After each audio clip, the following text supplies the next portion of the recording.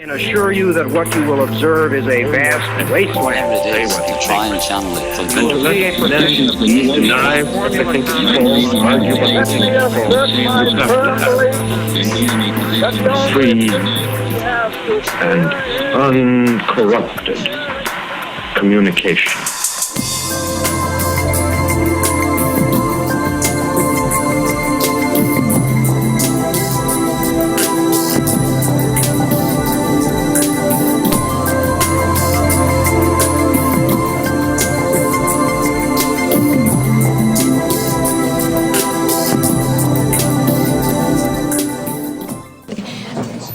Greetings.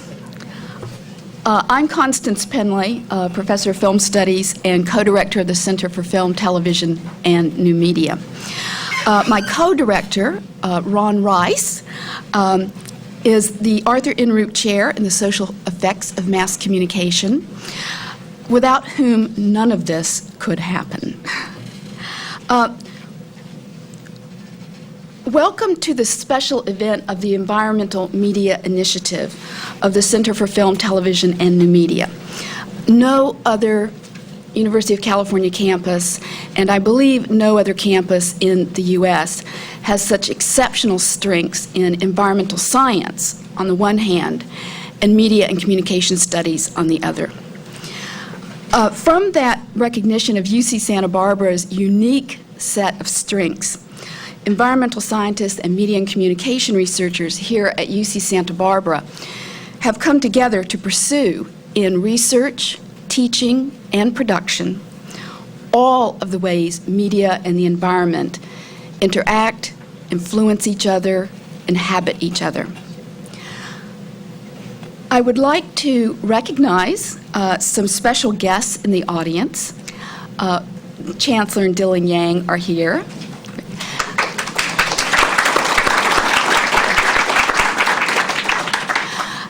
And Bob Pierce, the British Consul General.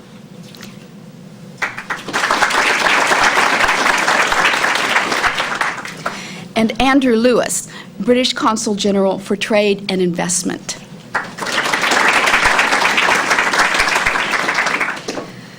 We're very happy that you could be with us. Today's Environmental Media Initiative event features a screening of the 1 Degree Factor, episode of National Geographic's award-winning series for PBS, Strange Days on Planet Earth. The screening will be followed by a discussion on environmental media and climate change issues with Richard Hutton, the executive producer of Strange Days on Planet Earth. Richard is Vice President of Media Development at Vulcan, where he oversees the feature film and documentary teams at Vulcan Productions. Features produced or co-produced under his direction include Hard Candy, which I believe was a big hit at Sundance, and the Grammy-nominated The Blues, Martin Scorsese Presents, and Black Sky, The Race for Space, and Black Sky winning the X Prize. And the concert film, Lightning in a Bottle. In 2002, Vulcan has 2 series airing on PBS, Strange Days on Planet Earth, co-produced with National Geographic, and Prescription for Survival, a 6-part series on global health, co-produced with WGBH, which just aired a couple of weeks ago for the first time. Richard was the executive producer of the critically acclaimed PBS series Evolution, and even earlier, The Brain and the Mind. He also headed up creative development at Walt Disney Imagineering. He's authored or co-authored 9 books and medical texts, as well as articles for national publications, including the Sunday New York Times Magazine, Omni, and Cosmopolitan. I'd like to add, very proudly, that Richard Hutton has recently joined the advisory board of the Center for Film, Television, and New Media, and will greatly help us to pursue our mission carrying out media, teaching, research, and production from within a strong liberal arts and sciences curriculum. After this screening, we'll be able to discuss the 1 degree factor with Richard. The discussion will be kicked off by questions from our panelists today. They include Steve Gaines, the director of the Marine Science Institute,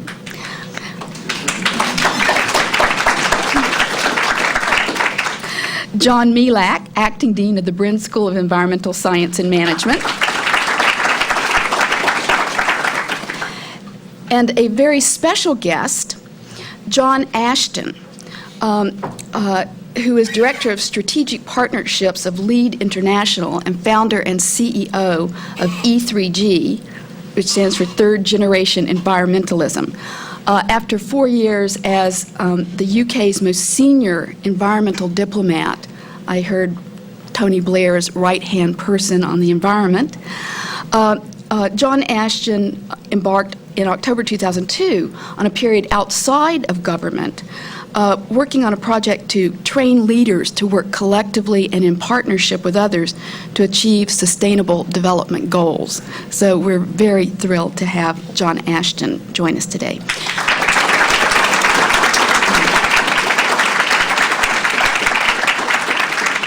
And now I'm going to give you Richard Hutton, who's going to make just some very brief remarks to introduce us to the screening of the film.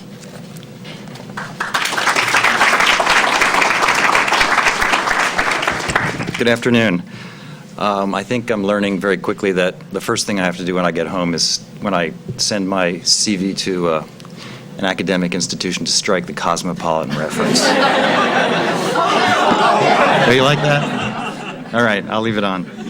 I'm honored to be here today, and I'm thrilled that you're going to see one of the episodes of our 4-part series, Strange Days on Planet Earth. It really was the ultimate collaboration. The series is really the brainchild of 3 groups. C Studios Foundation out of Monterey, California, National Geographic, and Vulcan Productions. And while Constance introduced me as the executive producer, I was an executive producer. There are 4 of us, which I think also indicates how collaborative and how essential it is in these kinds of films to take into account many voices. I'd like to just make sure that we get quickly to the film, so I just want to make a few remarks. This is a 4-part series that we began in 2002, aired last April, and it aired on PBS. It did actually quite well in the numbers. We were surprised that, because environmental films tend not to do very well, but it exceeded PBS's standard audience these days, which was a real pleasure. The films are only a little bit of the project. The project, as we conceive projects these days, are films as the centerpiece, with things like websites, educational materials, outreach materials, and impact campaigns as all part of the process. And I suspect that after you watch the film, we'll probably be talking about some of that. In any case, the film you're going to see is called The 1 Degree Factor. It's on global warming. The other 3 films that you can see, I'm sure, you have copies, don't you? Yes. Are on invasive species, which is an extraordinarily important issue in biodiversity. On predators, on what happens in delicate ecological ecosystems when the top predators disappear, and on toxins and water. And so, without further ado, I'd like to have you roll the film, and we can see it, and afterwards we can discuss environmental media. Thank you very much.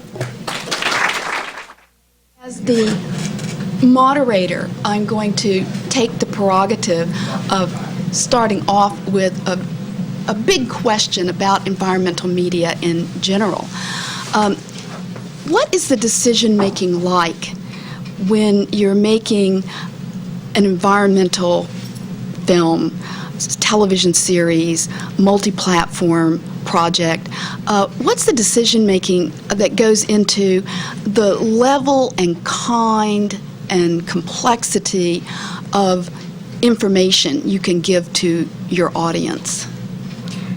Well, I'd have to say it's like any other film project. It's confused, chaotic, argumentative, and usually people are in great conflict. But in environmental media and in science in general, the difficulty is that some of the terminology, some of the concepts are very hard for people to grasp.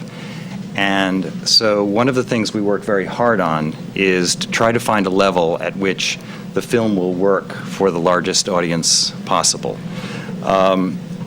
It reminds me of a story. Well, this actually happened in our series on evolution. We were working on an 8-hour series on evolution, 7 parts, and I was going around the country trying to understand the level that the series should really try to reach. And I was talking to someone who is very involved in the issue of evolution and education, and I asked her, I said, you know, what do you think we should do about this? Where do you think we should aim this? And she said, the only way I can answer that question is by telling you that in Texas, the biology teachers in Texas, they all have the same first name, and their first name is Coach. And it's Coach because they're baseball coaches, and they're football coaches, they're basketball coaches. They've been recruited to do science. Science isn't necessarily their first love. They're doing the best they can, but they don't have the armamentarium they need to teach this. And evolution in particular is very controversial. It's very difficult. They look at what's coming up in the textbook. What happens in evolution is that in 9th and 10th grade biology, evolution is presented in April or May every year. And they look at this, what they call the E word, approaching them from a distance in the textbook. And they do everything they can to slow down the course so they don't have to confront it in the spring. So I think my answer to your question is you spend a lot of time worrying about how to speak to the widest possible audience, and the decision-making is really to, I guess, take off the hat that you've put on, which is the hat where you've learned a lot, and try to replace it with the hat of naivete. Thank you. Constance, I wonder whether I could ask Richard a question building on that. Yes, please. Which is that, for me, climate change is unique as a public policy challenge in several ways. But, you know, we're trying to fundamentally reorganize the way we get our energy, the way we get our mobility, and to a large extent the way we use land as well. And that means fundamentally to re-engineer the global economy in the space of a generation or two. We've never tried to do that in any sphere, in any epoch before. And one senses instinctively that you can't do that just by winning an intellectual argument. Actually, the intellectual argument about climate change, for those who want to engage in it, is pretty much over, it seems to me. But you need also to reach people at an emotional level. You need to engage iconically as well as intellectually. And I'm just intrigued by your insights that I'm sure you will have from the experience of making this film about how you do that, how you get the intellectual communication and the emotional communication so that they both are active and reinforcing each other on a subject as complex as climate change. I think that's exactly right. I'm not sure whether to say the film you're about to see or the film you've just seen. But there are, for example, scenes in the 1 Degree Factor that are very clearly oriented toward the science of climate change. We've tried to make the science of climate change into a kind of detective story. So even when we're approaching science from the point of view of what is the science, we're still trying to sort of change the emotional quotient that's in the story. But when you see the show, you'll note, for example, that when we look at what's happening to the caribou herds, and we see the diminution of those herds, we do it from the point of view of Native Americans, and of Eskimos. And so we do it from a completely different perspective than our audience might have taken if we were doing it from their own perspective. I think the key is that if you try to present science without understanding that a chasm exists between people's understanding of what it means to them and people's sort of rational recognition that it's important somehow, that you will fail. I want just to continue that one point further. I wonder whether the question then isn't a question about what should we do, what should I do about climate change in the face of climate change, which is the level at which a lot of the debate takes place. What should governments do? What should corporations do? What should individuals do? But there's a prior question, which is about who we think we are in the face of a problem of this scale, what it says to us at the level of our identity, and how you can use media to open up that aspect of how we think about climate change. Because I think we won't get to at the sort of level of urgency, of scale, of intensity, to the answers to the questions about what we should do unless there is something underneath that about who we are. And I would answer that by adding who we are and what can this do to me. Yeah. Richard, you commented in your introductory remarks that the film is just one element, maybe the first element of a larger educational effort. When you market that kind of a larger effort, how do you pick your, if you will, your segments of the potential market? Presumably, children are one element, teenagers maybe another, and make it sell to the different parts. Let me go back to the example of evolution for a minute, because it's an easy example. What we did was target all of our educational materials, our website, the educational outreach materials, the film modules that we did, everything. We targeted at 9th and 10th grade biology teachers, because we thought if that's the weak link in the chain, what we should be working on is to strengthen that weak link, is to provide the armamentarium that they don't have, to create a set of circumstances where they have access to the information that will allow them not only to be more precise and more accurate in their description of what evolution is and is not, but also that will give them a way of speaking about evolution as they are inevitably in some communities when they're attacked. With Strange Days on Planet Earth, we took a very different approach. Our outreach materials were targeted specifically. We actually had an impact campaign that worked to organize local and state communities to synchronize early identification of invasive species.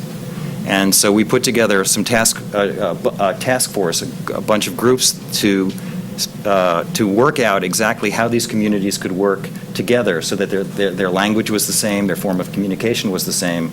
So when invasives would come in, they were all talking to each other in a very efficient way. The other thing we did, and we did this sort of on a flyer and it worked, was that we went to eBay and we asked eBay to monitor sales of products that would exacerbate the problem for the 10 most egregious invasive species, and eBay agreed to do that and has been doing it ever since. So that was a very targeted approach on impact, very simple.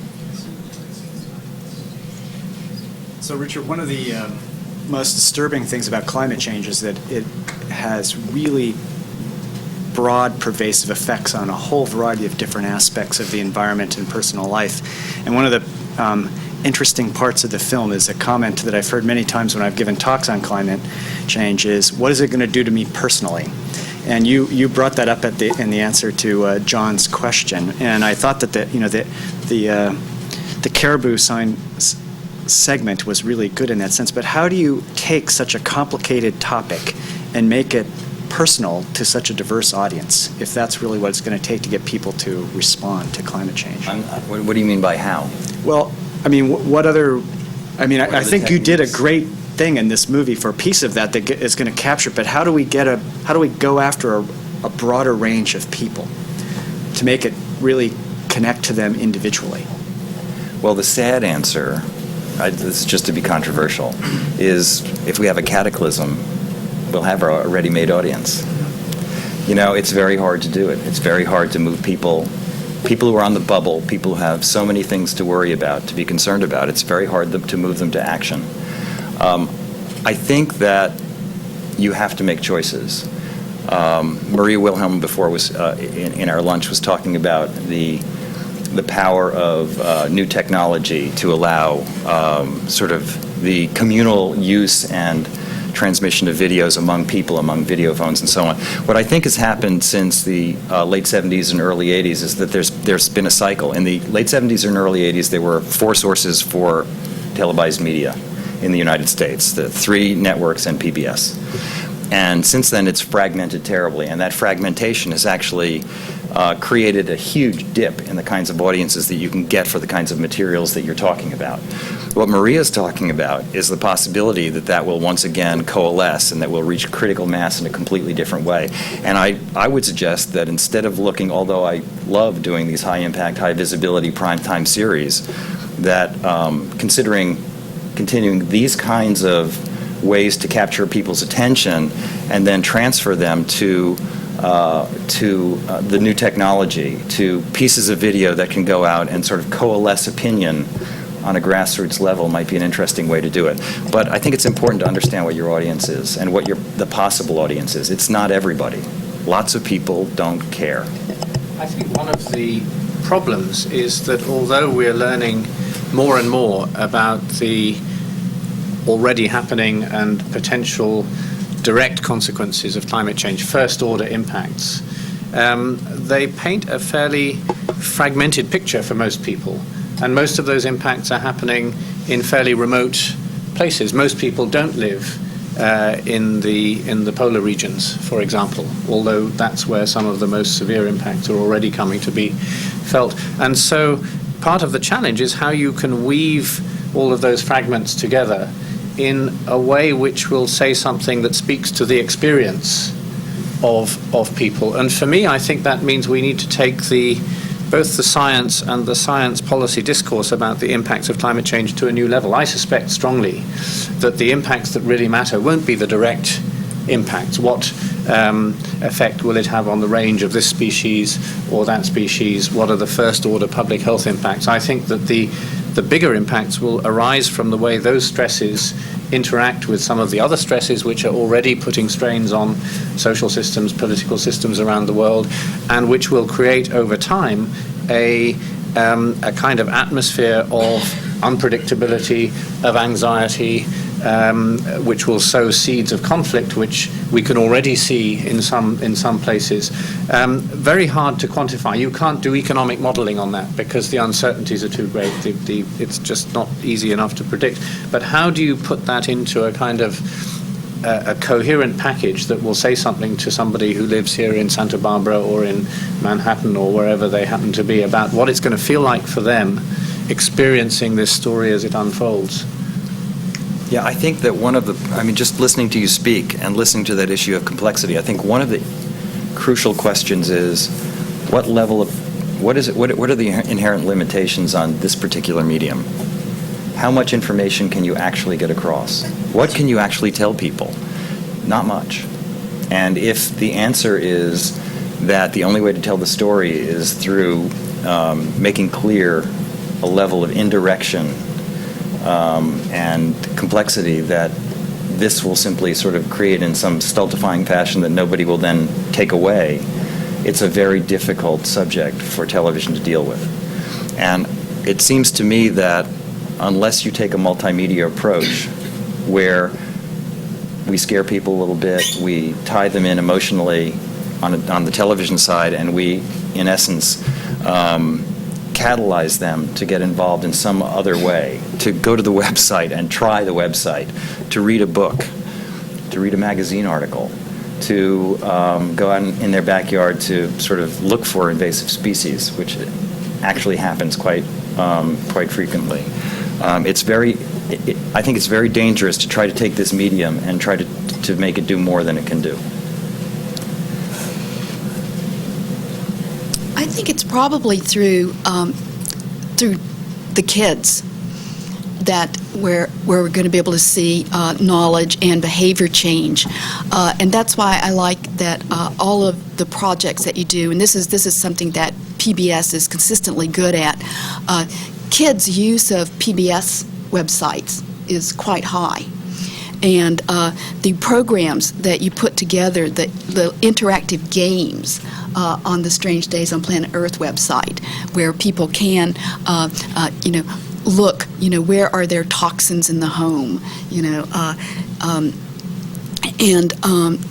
we all know how kids have turned into recycling dictators in the home, and I know that we can bring about change, and my best example of this, I grew up in Florida, and the roadsides are just completely trashed. I mean, everybody threw their, Dr. Pepper bottles and their Budweiser cans and everything else, all kinds of trash just outside the car along the roads.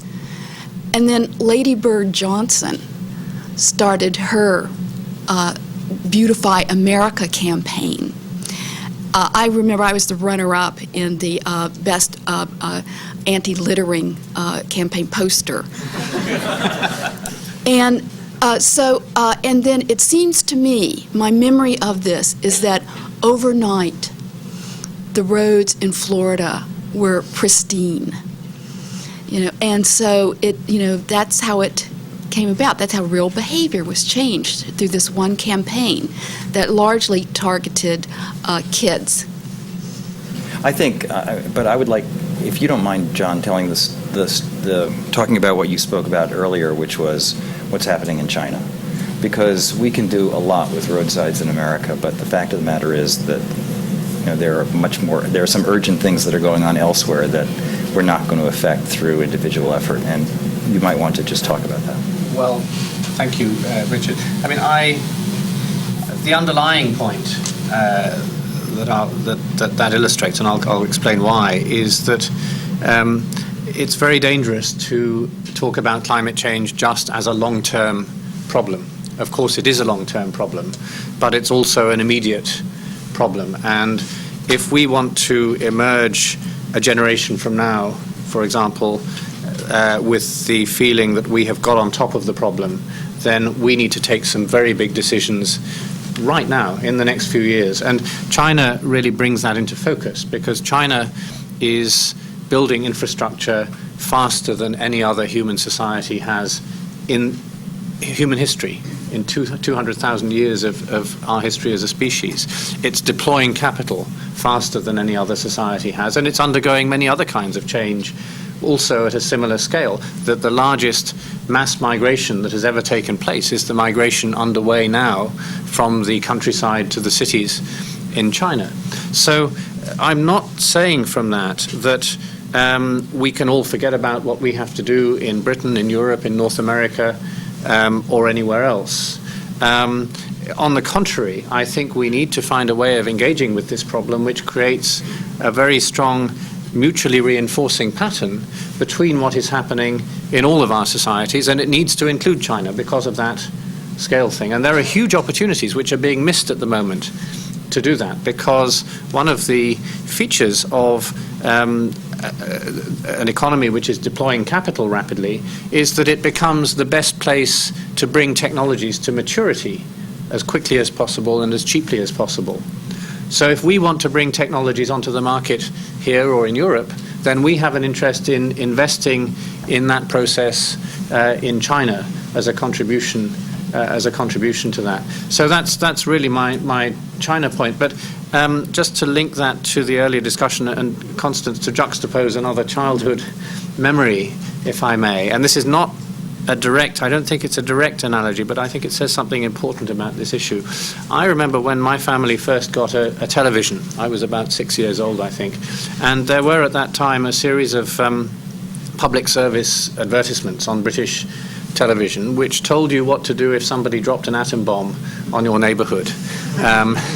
And that you should not be standing by the window when that happens. And if there's a table around, you should be under the table. And we had a thing called the 4-minute warning, I think, or the 3-minute warning. I can't remember how many minutes it was. I was as scared as I have ever been in my life watching those films. And they always ended with the image of a mushroom cloud. Now, I think we need to think about that a little bit, because that image probably did more than any single other image to organize choices that people made through the last century. It was very powerful. It was one of the things that made the Cold War happen in the way it did, and as it were legitimized the Cold War. And I'm not making any comment about the politics of that. But what I am saying is that if you want to affect choices on that scale and with that urgency, then you need to think about what are the images, what are the phrases, what are the iconic modes of communication that will connect all of the things that you were talking to, how we can act as individuals. And I think that those are very important things, and that links back to what I was saying about who am I in the face of this problem? What's it telling me about my accountability to other people and to the Earth system, if you like? It links that to a sort of bigger sense. And I don't think we've really begun to do that on climate change yet. I think that's part of the big challenge that we now need to think about. I think that's right. I think one of the problems is, though, that the image of a mushroom cloud is immediate. Yeah. I mean, when it happens, it happens. And it's very hard right now to communicate this notion of climate change as happening over 5 years or 50 years or whatever. The notion, I think one of the problems we face and one of the challenges is that we've been crying wolf for a very long time, and not a whole lot, at least in the eyes of people who are not that aware of what's going on, not a whole lot seems to have changed dramatically. And so there's a question of credibility. If I can come back on that, there was a paper in, I think it was Nature, a few weeks ago, which was the first peer-reviewed attempt to get some kind of handle on how many people are dying avoidably now as a result of human-induced climate change, how to deconvolve that from all of the other things that cause people to die. And the estimate that they came up with was 150,000 avoidable deaths globally in 1 year. Now, that's a lot of deaths. That's not a tomorrow issue, but the problem is connecting, because they're dispersed, they're remote from a lot of the places where the big decisions need to be taken at the moment about climate change, how to connect them more directly to people's imaginations. I don't think we have been crying wolf. I think that's the wrong way of putting it, but I think we have been failing to tell the story in the most penetrating way possible. I think we may have been perceived as crying wolf. Yeah, that's true, but that's different. Perhaps we could open this up to questions from the audience. We would ask, because this is being recorded for UCTV, that you speak with a microphone. And right here. You've been raising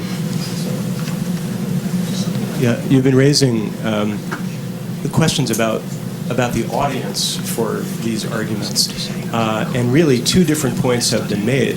There's the problem of how you reach the public and how you reach kids in school who will become the public that will care about.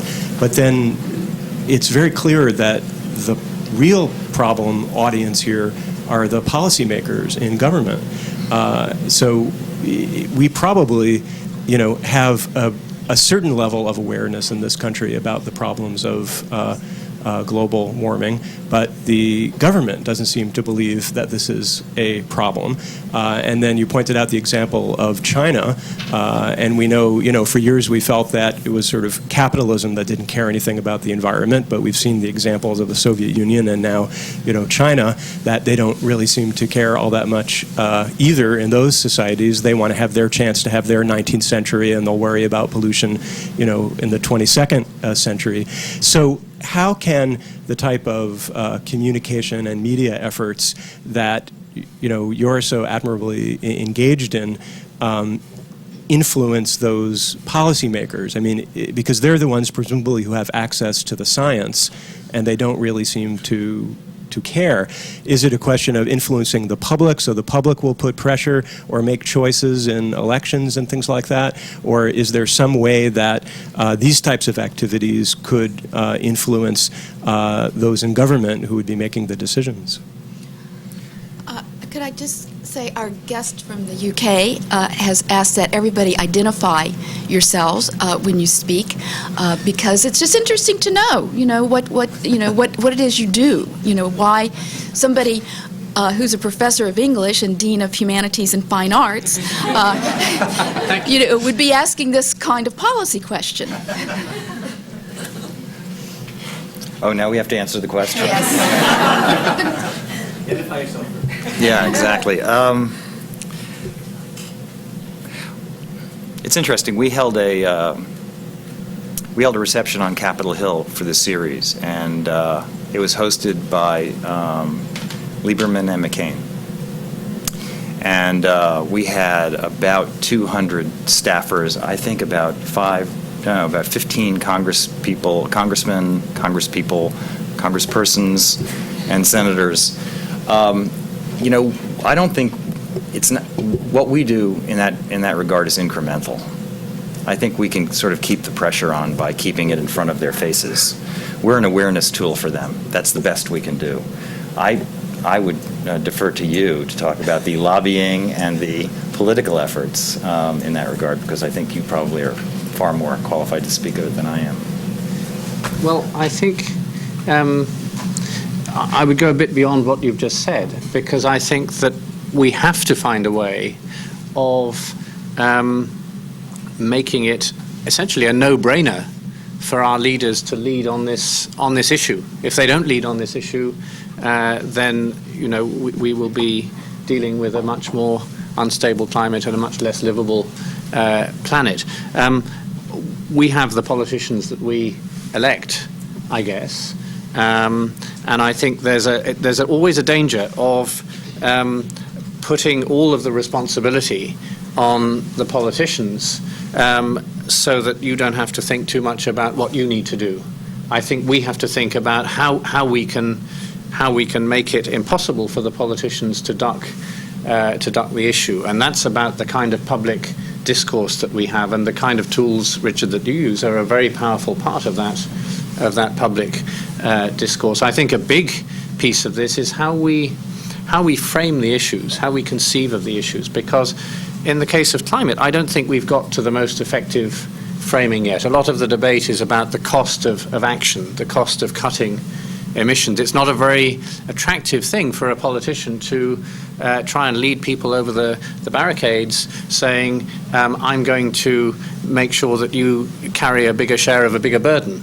But actually, we should be debating the value of a stable climate, the value to us as societies, in the way that we talk about the value of an educated population, the value of safe streets, the value of international security. In other words, a stable climate is a public good, because as soon as you accept that something is a public good, then you legitimize investment, public investment, and strong policy frameworks to respond to the requirement of that public good. And we haven't got there yet in any, as far as I know, in any society. Just if I may, to come back to the China point, which I didn't quite complete in my earlier answer. I mean, I think that I'm very struck when I go to China now at the level of acceptance at the, if you like, the leadership level in China, that the development model, which has delivered prosperity and security to many other societies, to Europe, to North America, to Japan, is just not going to work in China. China will tear itself apart because there will be too much competition for scarce resources. And they have a phrase that they use now, which is called they talk about the scientific concept of development.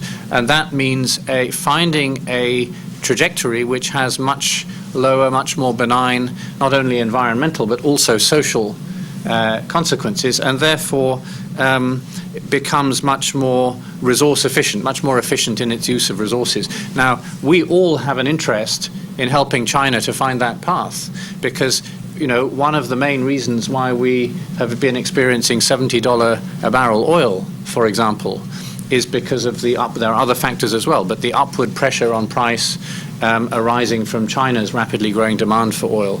And if you look across the range of internationally traded commodities, you see quite a strong signal of upward pressure arising from Chinese demand, which has political consequences, quite serious political consequences. So I think that actually there isn't a problem in persuading China to do everything it can to try and find that pathway. China has already the world's most aggressive policies on renewable energy, on energy efficiency, for example, with the possible exception of California.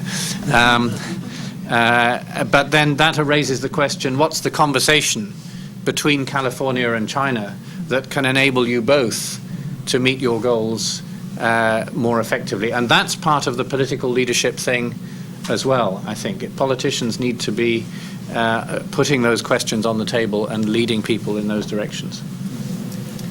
Some more questions from the audience, yes. There, and then I believe up here. Yes. I'm Charlie Kolstad, a professor of environmental economics in the Bren School. If I reflect back on commercial environmental films that I've seen just in my everyday life, there are a number of them, and I'm trying to understand the characteristics of environmental problems that really resonate with people, and if one is producing a film, what characteristics you look for in an environmental problem to be able to deliver a message to individuals. And the last part of my question, before I get to the last part, let me just, as an example, a lot of films such as The Day After Tomorrow or an asteroid hitting the Earth requires the disaster to occur within 7 days or something like that. But not always. You think of something like a hazardous waste problem like Erin Brockovich. It doesn't require it to happen in 7 days. It requires some catastrophe sometimes, like the asteroid, but not always. Sometimes it's just a few people that are affected by a catastrophe. So coming back to the question, what characteristics of an environmental problem do you look for to really be able to deliver to an audience, and how did you use that knowledge in shaping the film that we just saw? Well, I wish I could be, I wish I could say something illuminating. I think it's Erin Brockovich is a wonderful human story that happens to be about the environment. I mean, the way that story plays out, the way the script is written, the way the acting and direction work, in that it makes that the film that it is, not the fact that it's an environmental problem. It's a human story, and if you don't have the human story, then you need the cataclysm. There are probably a few other categories, but those are the two biggies. I really think that. One of the downsides, if you want, of doing documentaries is that you're not allowed to manufacture that stuff. So you can emphasize. Yes. You can focus. Yes. But I really, it probably would be interesting to look at the entire list of the genres that work in the kind of mission-oriented films, and I suspect that they would boil down to catastrophe and human story. I know which one I prefer in this particular context. But it's interesting, but that just calls to my mind, I don't know how many people here have read a book called State of Fear by Michael Crichton, which is a very interesting example of what you have just said. He has a very peculiar little note at the end of that book where he says, I can't remember exactly how he puts it, but he says everybody else has an agenda. I have no agenda. I've never read a novel with a bigger agenda than that, than that novel. And what he does is to use in an extremely skillful way a human story or a set of human stories based on extremely false and, in my view, duplicitous premises to achieve a political purpose. So I think people are using human stories on both sides of this argument. I agree very much with you. How you personalize it is very important. Yes, there was a question over here. My name is Mary Metzger. I'm on the faculty here in the Department of Communication. And what was just said was... Can you speak up a little bit, please? Sure. What was just said a moment ago is very much relevant to my question, which is sort of directed toward media producers in the room, I suppose.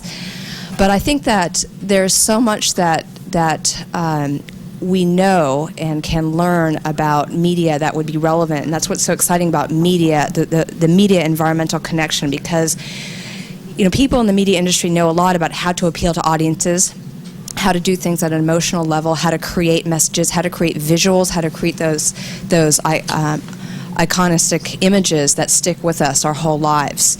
And I think that the marriage of that knowledge with the scientific knowledge and the documentary producers could be very exciting for being probably the most effective vehicle for getting out some of the concerns and the information that needs to get out about issues like global warming. And I mean, I can imagine putting together a team of people in which they could figure out a way to convey the right level of scientific information, portray it in an emotional way that would appeal to large audiences, maybe even melding some forms of documentary with fictional television or film. I think this would actually have to take place in film to tell a longer story. But anyway, I guess the question in all of this is, those of you who might know the inner workings of the media industry, is there any viability for maybe trying to draw up very compelling stories that would reach people about very real issues that have political impact, something like global warming, coming up with, I don't know, a cataclysmic movie on this that really would speak to the people who don't think that they care now, or we can create fictions in which we can play out scenarios of global warming to illustrate to people, well, you might not be thinking about the secondary effects now, but if we think this through, how these are going to impact us. I just think there's a lot of potential there for compelling stories about these difficult issues, scientific issues, ongoing long-term issues, but what kind of reception might there be in the media industry to produce such stories? Thank you. I'll take that as a statement, a very interesting one. But I think what we're going to do now, because we're trying to wrap things up, is take some closing questions and comments from our panelists to Richard Hutton. So who would like to have the first go? So Richard, this film and a number of your projects have a message that you're trying to convey, and I wonder how you measure the impact of the film on the audience and how well it achieves the message. Well, measuring impact is very hard. We obviously measure quantitatively through ratings, through cumulative ratings, through whatever happens to the website, we can measure that. We measure in Strange Days, we obviously can measure the acceptance of the kinds of materials we put out for invasive species. We can measure it by the response of eBay, which has actually been totally supportive of our efforts to stop trading invasive species on their site. I think that the issue of impact, though, has three elements. One is awareness. One is what we call saliency, or a deeper understanding, and the final one is action. And so if you're really going to think about the question of impact, you really have to think about it in three different ways. For us, to create a television series, to put it in prime time, and to have 10 to 20 million people watch some or all of it, is going to raise awareness just by definition. We think that when we get responses on the website, when we get responses elsewhere, what we're doing is moving people to a deeper understanding. And finally, what we're trying to do with our impact campaigns is to get people to act. So I think we try to measure it in three different ways. Speaking as a practicing scientist as well as an educator, one thing that struck me with the film is the way you characterized science so well. You characterized the discovery process, and you characterized that there is uncertainty, but even in the face of uncertainty, you can find clues that lead to a reasonable hypothesis. You didn't assert the answer. You let there be some question in the end. And so in the broader scheme of things, even independently of the message that each segment made, to me it also made the really important message that science is an evolving process that evaluates questions, comes to tentative conclusions, and then keeps going and keeps pursuing that line of thinking.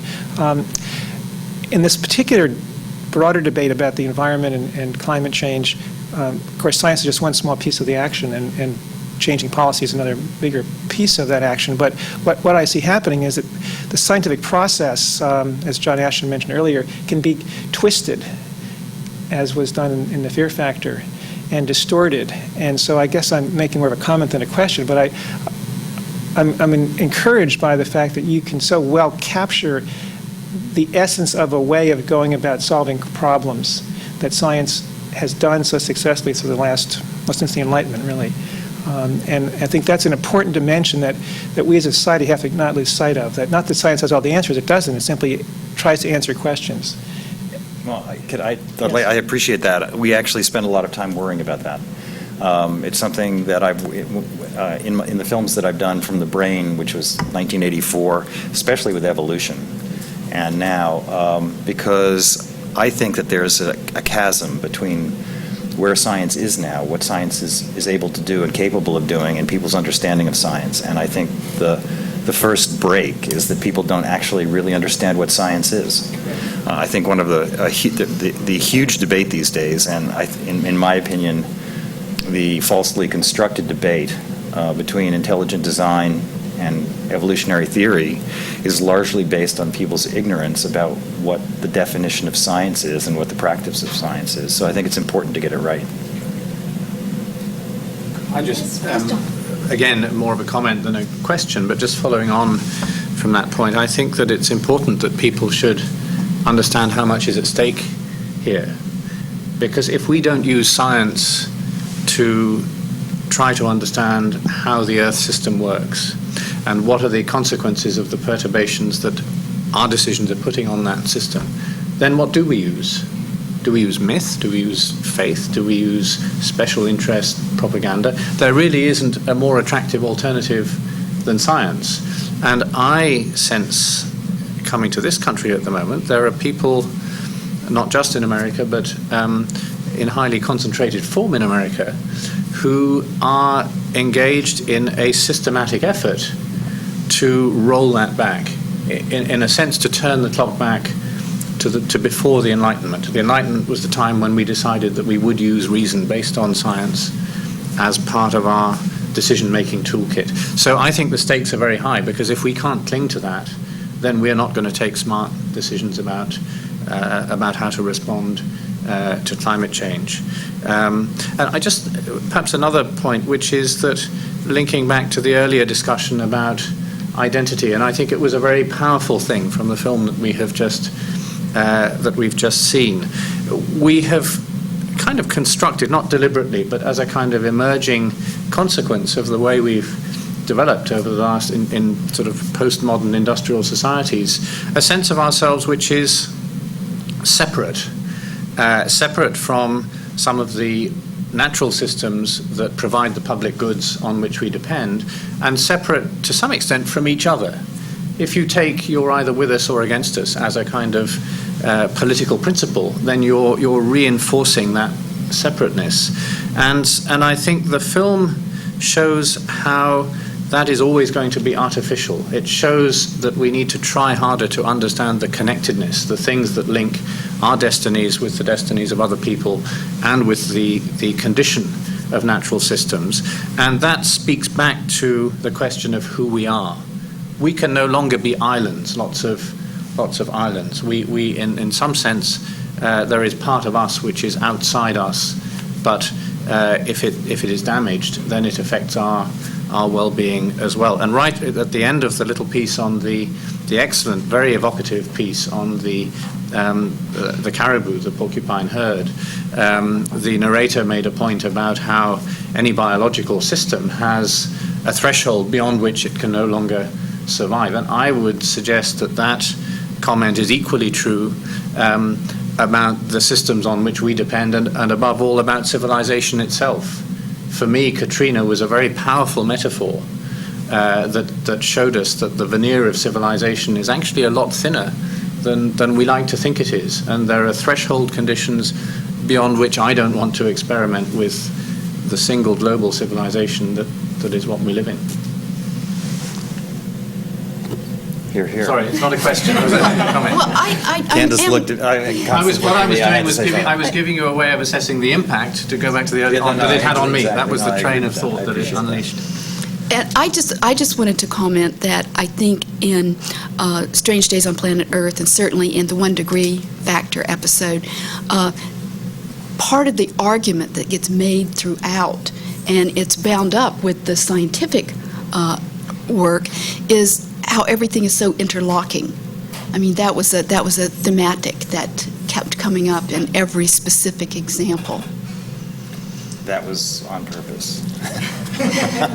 Yeah, I mean, that's where we started. We really started from with the proposition that if we were going to make a series on the environment work, we would have to do so by acknowledging what we consider to be the reality of interconnectedness around the world, and also the primacy of science in understanding what's going on. And so with all of that in mind, we went ahead and made the film. Well, let's thank Richard Hutton and our panelists for this enlightening discussion.